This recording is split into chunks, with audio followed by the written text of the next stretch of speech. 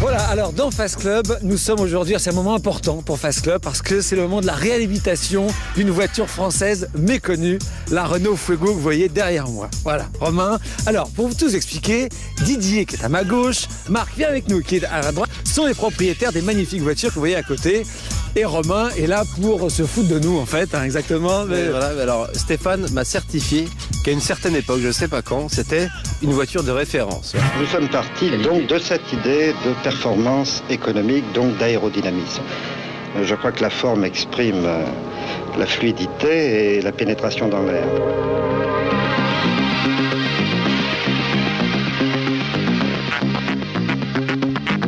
Pour moi, la Fuego, c'est une voiture de beauf, enfin de ringard. Ils ont l'habitude. Hein. Voilà, ça c'est le truc classique. Garçon coiffeur, beauf. Voilà. Garçon coiffeur. Tout le monde déteste cette voiture. Alors, Didier est coiffeur, alors. Non, mais pas forcément, mais elle n'a pas d'image. Alors, l'histoire parle pour nous. Je vais juste déjà vous montrer, j'ai caché dans la voiture de Marc l'autojournal de l'époque pour vous raconter un truc. Voilà. Regardez, ça va peut-être paraître bizarre, Romain, tu le découvres en même temps parce que je l'ai caché. Hein. Regarde, la question qu'on posait. Fuego ou Porsche, la différence. Mais si. Mais tu rigoles, mais... mais c'est vrai, regarde, mais si. Mais c'est vrai que la 944 ou la 924, c'était, on disait, c'était une Porsche Fuego, une Porsche regardez, Renault. c'est vrai, le magazine compare. Alors, on va la conduire, cette voiture, et on va également en parler esthétiquement, parce qu'il y a plein de choses intéressantes. Romain, oui. Regarde cette ligne. Alors, sincèrement, tu lui trouves vraiment rien parce que, bien sûr, elle a beaucoup vieilli. Si je me repositionne à l'époque actuelle, en 2009... C'était donc il y a 29 ans, parce que cette voiture est sortie en 80, c'est ça, hein? Tout à fait, 80. Ouais. 1980, ça fait quand même effectivement un paquet d'années. Oui, et donc... Alors, aujourd'hui, comment tu la trouves? Les références, c'est Recto Verso, c'est Pamela Rose, tu vois. Dans les films, c'est vrai qu'on se moque de cette voiture. Mais esthétiquement, tu la trouves toujours... pour toi, non, vraiment. Non, sincèrement. Toujours aussi moche. D'accord. Toujours aussi... Alors... je dis pas à l'époque, mais... Voilà, on parle de Pamela Rose parce que c'est un film marrant et que c'est la Fuego. Hein. Mais est-ce qu'on parle de Fuego dans James Bond? Elle est apparue dans James Bond. Bien sûr. Dans le cas 2000, elle a sauvé Michael Knight parce qu'on avait piqué sa voiture et c'est une Fuego qui l'a retrouvée. Mais oui, tu vois, il y a plein de choses que tu sais pas.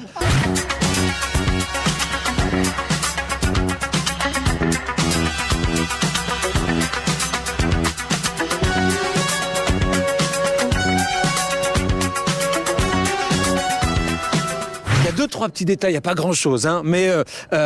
les jantes. BBS, ça c'est la version turbo. Regardez déjà, alors, les choses qui sont particulières, on va voir, c'est effectivement cette bulle à l'arrière. Le rétro, magnifique. Alors, parle-nous, très simplement de cette bulle, parce que mine de rien, c'était un vrai tour de force technique. Hein. Oui, tout à fait. Saint-Gobain, à l'époque, il travaillait pour Renault, c'est un fournisseur, avait un gros problème, parce que c'est une bulle qui est cintrée bien dans le sens de la largeur, mais aussi dans le sens de la longueur de la voiture. Et ça, cintré dans les deux sens, ça a été un cauchemar pour Saint-Gobain. Ça valait très cher à remplacer. Il faut savoir, Romain Garigal est mort de rire depuis le début. Non, ça valait trop les téléspectateurs, quand ils vont voir une Fuego dans la rue, au début, ils rigolaient. Maintenant, ils vont faire comme ça. Ils vont dire ah ouais, putain, ah ouais, incroyable. Mais oui, non mais. Alors, c'est grâce à ça que vous avez maintenant des Porsche avec des pare-brises tordus. Ça valait 3500 francs à remplacer, ce qui était une fortune. Ouais. Alors que maintenant, la voiture ne vaut à peine 500 francs. Tu rigoles, mais ça commence à valoir un peu de sous. Et alors, il y avait ces stries comme ça en plastique qui sont très très particulières, qui dessinaient la voiture. Alors, c'est Robert Opron qui l'a dessiné, c'est quelqu'un qui a dessiné la SM, la CX. C'est un grand styliste français, figure-toi. D'accord, c'était. Mais tu salis tout. Non, mais il travaille plus. Il travaille plus, il s'est fait virer depuis qu'il a fait la Fuego. Regardez juste le mythe Fuego, regardez les pubs qu'on faisait à l'époque dans les pays étrangers, en France. Regardez maintenant, vous allez voir, c'est une voiture qui déplaçait un imaginaire de puissance, de séduction. Regardez les pubs d'époque, elles sont énormes.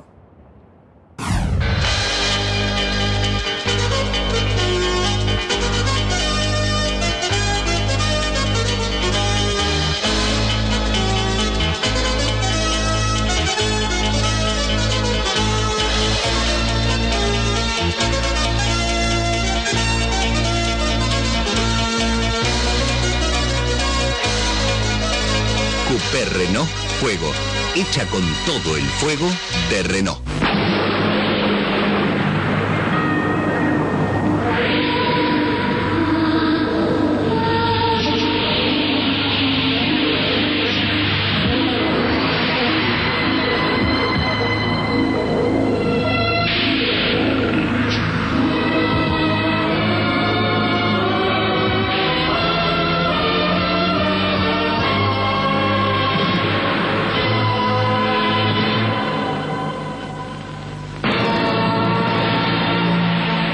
nació así, única como el fuego.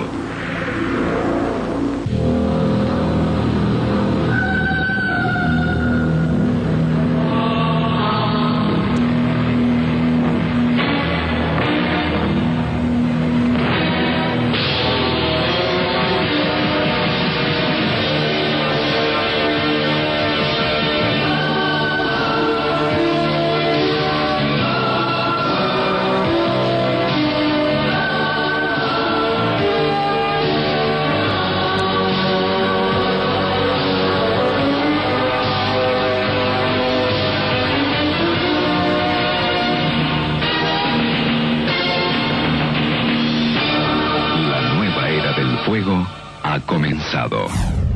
Bon, alors on voit les pubs, hein, c'était effectivement mettant en valeur la sportivité de cette voiture parce que ça paraît pas sportif aujourd'hui, mais c'est une voiture qui marchait pas mal. C'est un look de quand sportif. Même. C'est-à-dire que tu as envie de mettre le survêtement pour monter dans cette voiture. Non, mais t'es dur. Alors, il y a deux versions ici. Il y a la voiture de marque qui est une turbo, alors c'est pas arrivé tout de suite, 130 chevaux quand même. 132 c'est important, à chaque cheval compte. Et celle de Didier, la GTS, qui fait 96 chevaux, je crois. Tout à fait, 96 chevaux, tout à fait. Alors, donc forcément, les versions moins importantes vont moins vite, hein, ça c'est sûr, Romain. C'est pas une voiture au départ en haut de gamme qui est très très performante, mais enfin, là, on frôle quand même les 200 à l'heure. 200 chronos. Voilà, 200 chronos. 200, chronos. monsieur. 200. Alors moi, ce qui m'étonne, c'est que c'est un look Plus de 200 coupé. chronos. C'est un look de voiture sportive, on peut le dire, je l'admets, d'accord. Mais par contre, c'est une traction. Tu vois, oui, parce que dommage. c'est une base de Renault 18, Didier, c'est ça, hein? Tout à fait. En fait, c'est le coupé de la Renault 18. Voilà. Renault 18. Il a forcément été pas Mais non, mais C'était tu salis la tout. Luna de l'époque. Oh, les essuie-glaces. Alors, non, mais ça, c'est important. Viens, montre. Parce que, mine de rien, à l'époque, c'était rarissime. Le double essuie-glace. Non, c'est ce qu'on appelle un pantographe. Ça permet à l'essuie-glace d'essuyer jusque-là. Et ça paraît rien, mais la plupart des voitures de cette époque, elles essuyaient vaguement là, tu vois. Et tu encore sur l'Alpine, notre fois, on a vu, ça essuyait. Voilà, exactement. Et puis alors, il y a les Lafarge, cette voiture. Est-ce que Marc, tu peux nous faire marcher les Lafarge? Moi, j'adore. Les Lafarge, parce que regarde, c'est quand même énorme. Voilà. Ah, génial, regarde, en plus, c'est complètement désynchronisé. Alors, c'est encore les phares jaunes, hein, on voit. Hein. Oh, regarde, elle est toute l'eau qui coule. Ça marche. Tu mets un coup de la phare, 3 litres d'eau. Alors, on va voir l'intérieur de la voiture, justement, parce que c'est important. Marc reste à bord. Finalement, c'est un petit look de BX. Alors, oui, regarde le pantographe, regarde. Tu vois, mine de rien. Ah, oui, mais tu rigoles, mais c'était les arguments de vente. C'était les arguments de vente à l'époque pour les vendeurs. Mais bien sûr, ouais, j'en doute bien. Alors d'abord, tu es sur des sièges pétales. Est-ce que tu as remarqué à quel point les sièges sont beaux? Comment t'es installé? C'est vrai que c'est position de conduite nickel, un peu siège baquet, t'es bien maintenu. Non, cool. Voilà. Le volant, j'aime bien aussi. Ah, le volant... le volant... Bon, alors il a été un peu customisé par Marc, là, un petit peu, mais bon... Allez, venez voir, la moquette. La moquette. C'est la moquette, on se croirait chez Rolls. Hein, non, mais c'est pas. Alors, c'est vrai que parfois ils ont très très mal vieilli. Elles sont plutôt. Bravo, messieurs, vous avez plutôt bien conservé vos voitures. J'imagine qu'il y a quand même plein de petits soucis au quotidien, quand même, non? Ça va? Oui, c'est des voitures, on va dire des voitures à caractère, quoi. Faut les faire vivre, elles nous parlent. Voilà. Elles sont un peu en panne, on va dire. Non. On parle de la moisissure. Un petit problème. Et dans les réunions Fuego, il est très rare qu'on ramène les voitures sur les panneuses, et ça n'arrive jamais. Ah, d'accord. Donc elles tombent jamais complètement en panne, mais par contre il y a plein de petits trucs qui doivent pas bien marcher quand même. Mais bon, c'est vraiment des petites choses. C'est vrai? Alors, à l'intérieur, il y a des petits détails. Moi, par contre, ça me plaît.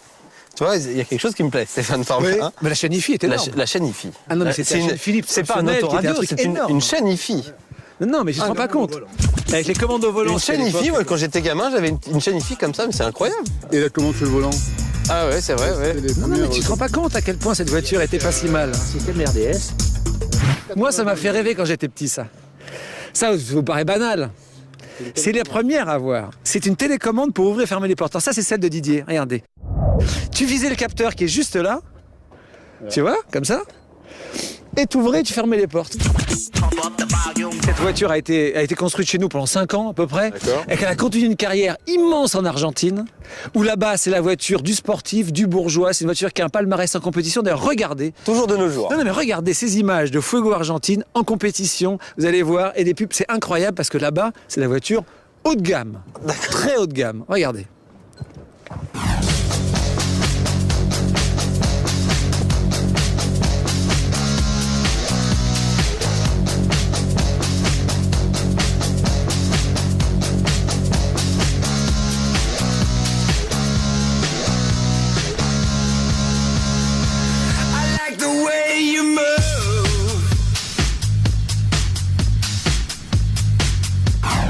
je vous rappelle que dans Fast Club cette semaine, on est dans la réhabilitation d'une voiture dont on s'est trop souvent injustement moqué. Et on continuera à se moquer.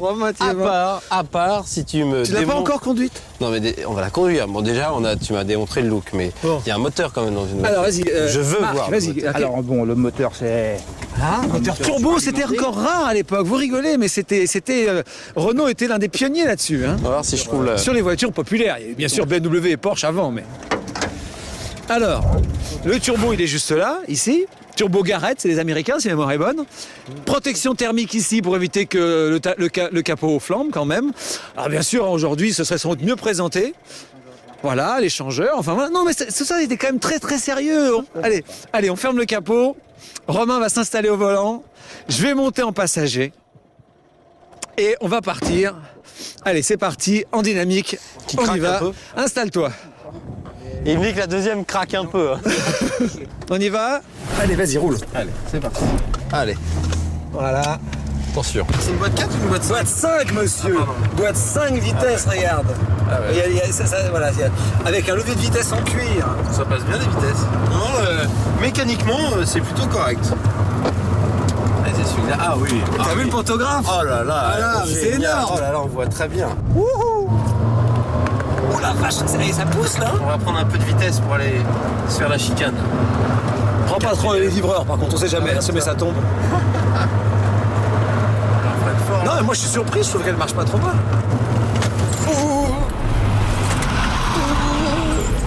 Légère dérive, nickel. Ça bloque un peu de l'arrière. Ça, sur les voitures modernes, ça arrive. Alors la direction est moins directe que sur les véhicules modernes, ça c'est normal. Mais sinon, c'est très correct. Pas trop de sous-virage, ça passe la puissance quand même au sol, on dit que ça passait pas. Mais il y a des pneus assez larges et finalement, ça, tu vois, tu fais à peine patiner les roues. Regarde, wouhou. Légère dérive. Quand tu freines, en fait, le frein à main marche pas. Mais t'appuies sur les freins et c'est les roues arrière qui se bloquent. C'est cool. Regarde, wouhou. Tu peux pas savoir comme je bois du petit lait à t'entendre. Tu t'es tellement moqué.